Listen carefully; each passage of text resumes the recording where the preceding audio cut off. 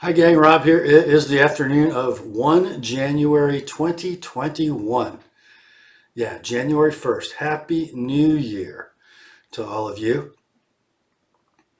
Hope everybody made it through 2020 as unscathed as possible. It was a really difficult year um, for a lot of people. I gotta say, our family has been truly blessed. No COVID. In at least our immediate family, I did lose one distant in-law to COVID, but he was not a young man, lived a full life, knew the Lord. May Ed rest in peace. Financially, we were just fine. Thank you to all my YouTube subscribers, sharpening customers, consigners, and knife buying customers. You all combined to make 2020 the best year financially in the history of the Apostle P Knife Service and the Apostle P YouTube channel. So thank you guys very much. You cannot estimate how much I appreciate you and how much Heidi and the girls appreciate you. Without you, our life as we know it doesn't exist. So thank you, and it will be my endeavor this year to serve you better than ever. That is my pledge to you as we go forward from here in 2021. Other than that, the reason that we're in front of the camera today is that we're going to do the customary most carried knives video, paring the list back to 5 this year. I think I've done a top 10 for the last couple of years, but we're going back to 5 because these are kind of the core of the rotation. So I'm going to flip the camera around here in just a moment and go over with you my 5 most carried knives of 2020. What are they and why were they the most carried?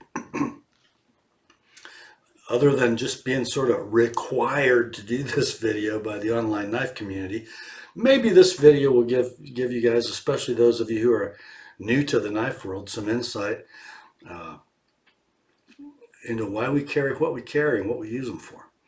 So without further ado, we'll get you to the bench and take a look at those knives. Here you go.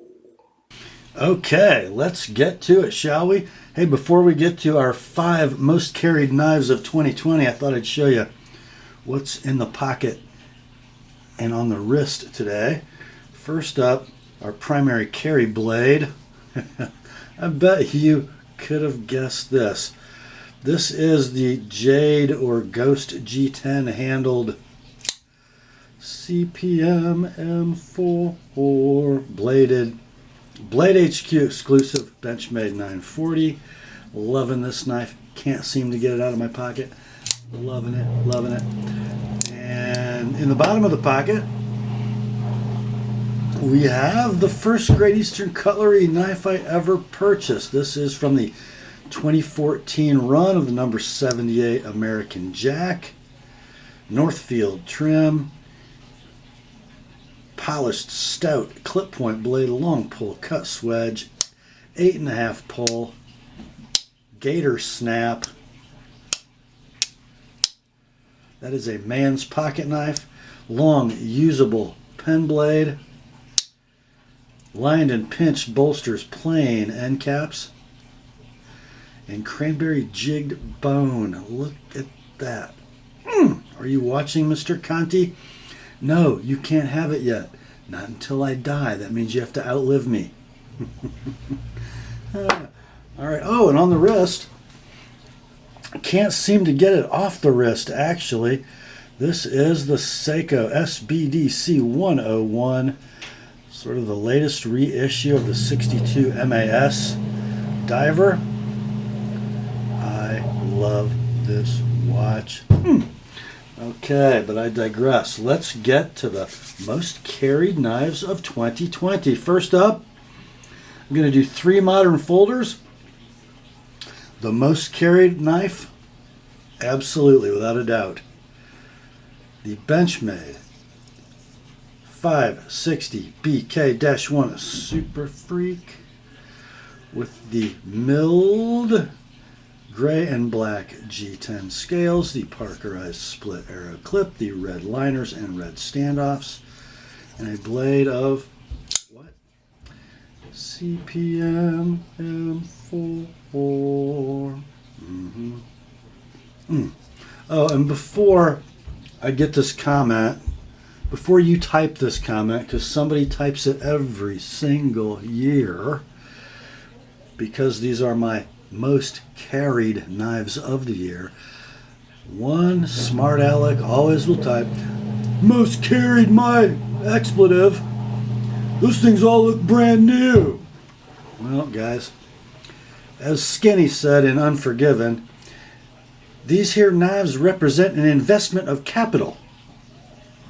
They do represent an investment of capital.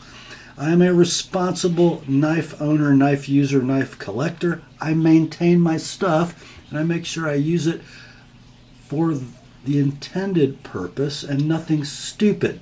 So yeah, they all look pretty good. But these knives spend their days opening boxes, breaking down boxes, testing in various kinds of media, and they get cleaned, lubricated, and they are kept sharp. So yeah, this is my most carried knife of the year. I wonder if it's sharp. Let's just see. Yeah, I suppose so. So the next comment would be, well, all you ever do is open boxes and break down cut cardboard with your knives.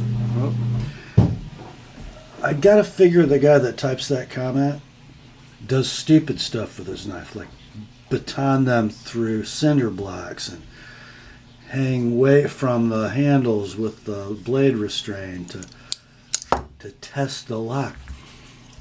They're knives that are kind of expensive and they're designed to cut. That's what I do with them. So yeah, Super Freak. Why the Super Freak? Well, number one, I can carry a knife this big.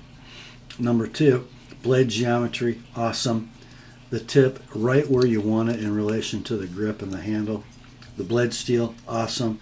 The Cerakote wears like iron. I've been so pleased with the Cerakote application on Benchmade knives. It stays blacker than DLC. It wears a lot better than the old BK1 coating. Frankly, well, you tell me, guys. I've had this knife for well over a year now. How's it wearing? Now, granted, it's only sliding through cardboard, which can be dirty, nasty, and abrasive. But yeah.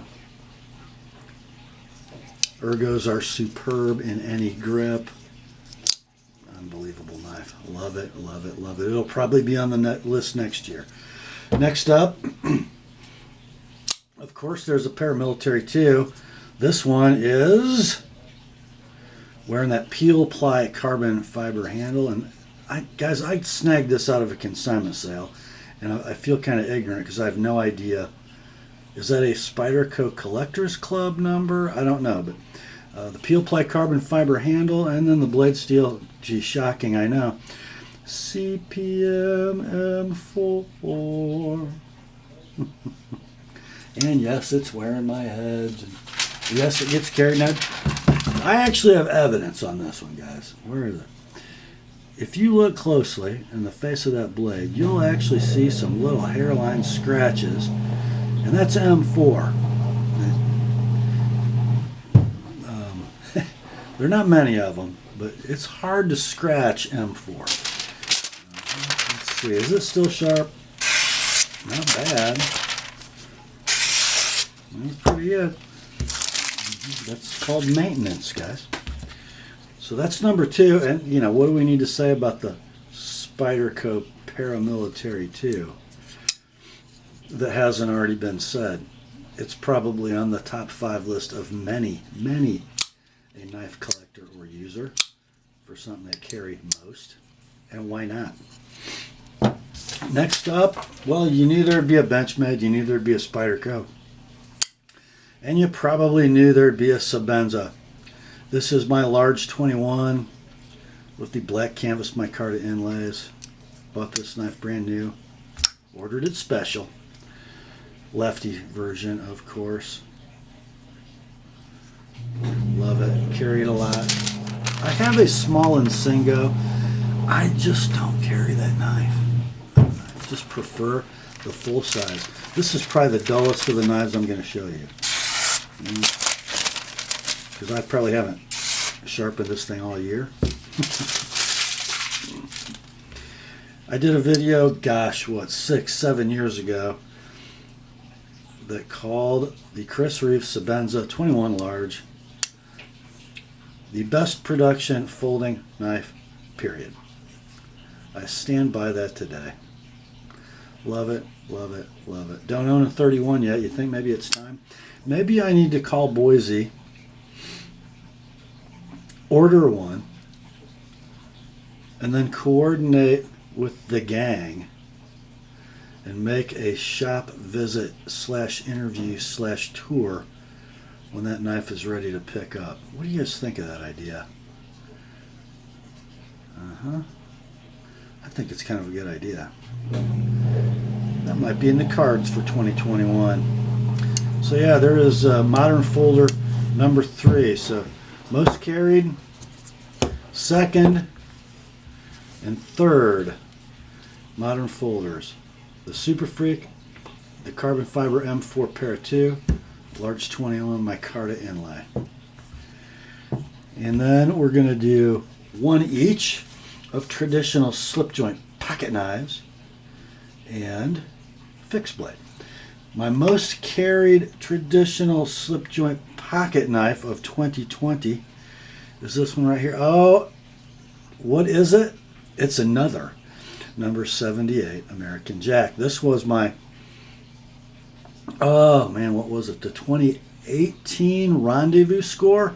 For those of you who have never been to a Great Eastern Cutlery Rendezvous, the first weekend in August, they have Rendezvous knives, the Rendezvous knife that's available over the 3 days, maybe 2 from now on, of the Rendezvous, that special made knife, serialized, and you know the first customers of the morning get to purchase those. They usually make 50 of them total. That's not what this is. This is what the GEC fan community terms a parts knife. So in addition to the Rendezvous knives, they load the cases up in the GEC store with things that they don't sell every day. Knives that are maybe laying around in various states of production. They have issues, and they pick materials you don't normally see, and they finish those knives and sell them. That's what this is. So this is a Macassar Ebony number 78 American Jack, and I bought this in 18. Let's see what the tank stamp says. Look at that. That was a brand new knife in 2018, and it's from the 2014 run, same as this cranberry jig bone knife. So this thing was laying around with some kind of an issue, and they fixed it up. They put some Macassar Ebony covers on it, no shield, and sold it during the Rendezvous as a store only. I dig it. I love it. What are they? 3 and 11/16 or something, closed length. Superb in hand. I love the clip. I love the long usable pen. My favorite pocket knife Great Eastern Cutlery has ever made, the 78. I don't carry this one a lot because it's a little dressy, and it's my first one ever, and I know Steve Conti wants it when I die. So I bought this one to carry and use, and I do. This is probably in my pocket half the time. This is there half the time, and I rotate the other half with other GEC products and Victorinoxes. So that's my most carried slip joint. Hey buddy, want a slippy? Of 2020. That brings us to the most carried fixed blade of the year. This probably won't surprise anybody. Now last year, I think I did a top 10. I know I did. And I don't think I did my most carried fixed blade. I did my 2 most used fixed blades, which were my Rob Bixby Custom Bark River ultralight bushcrafter that I full convex ground and made for a paring knife for the kitchen, which has been in kitchen paring knife use ever since I made it over a year ago. And then my Kalahari 2, which is my meat carver. This year we're going back to what's actually on the belt or in the pocket. Sometimes I do drop this in the pocket. And this is my favorite EDC bark river of all time, the Featherweight Fox River. This one a first production run knife in Elmax, sporting OD linen micarta, mosaic pins, and red liners. I love it. It's so efficient. I can get all 4 fingers inside the horn, even in a pinch grip. Yet it takes up virtually no space at all. It is ground from, what are these, 90 thousandths Elmax. A very high saber convex. And then, of course, it's got my edge on it. I don't know. It might be sharp. I just have a little shard of paper left. Yeah, it's still sharp. But again, not a knife I carry a lot. I don't carry fixed blades as much as I do folders for EDC. More in the winter than any other time just because they're easier to hide. Right? But that's kind of it. So there's your fixed blade. There's your pocket knife. And here are your folders. Most carried knives of 2020. I know I might be in a rut. Am I in a rut? It seems to be the same old stuff. I don't know. Maybe we'll have a couple new contenders this year. Maybe that one will be on the list next year. I bet it will, because that's why I bought it. I think that's it for this one. We'll see you again at the end of this year or the beginning of next for the most carried of 2021. Hope to talk to you a bunch of times in between now and then. Grace to you and peace, my friends, from God our Father and the Lord Jesus Christ. Happy New Year. May your 2021 be a blessed year. And may your relationship with your Creator or your Father be closer than ever. Talk to you soon, my friends.